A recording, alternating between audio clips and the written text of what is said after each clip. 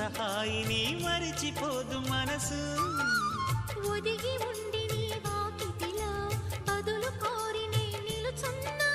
దారి తెలియని చీకటిలో వెలుగు చూసి కాదంటానా.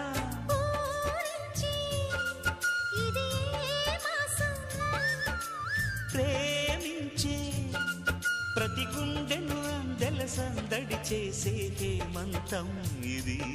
మన సొంతం అయినది.